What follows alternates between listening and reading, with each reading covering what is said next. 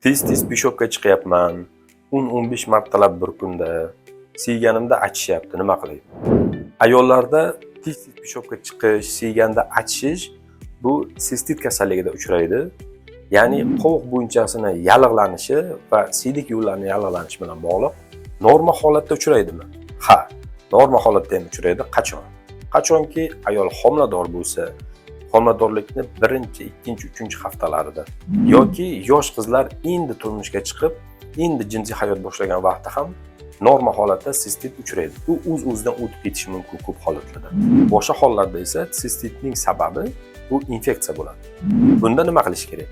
Albatta, birinchidan urologga borish kerak. Ikkinchidan eng muhim bo'lgan ikkita oddiy analiz topshirish kerak.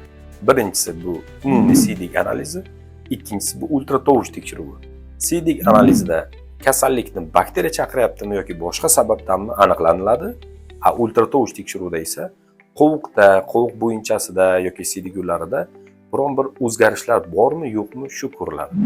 Hech qachon dugonangiz, tanishingiz, qo'shningiz yoki kimnidir maslahati bilan o'z boshimchalik bilan dori ichmang. Albatta mutaxassis, shifokor yozib bergan dorilarni iching va tez kunda o'tib ketadi.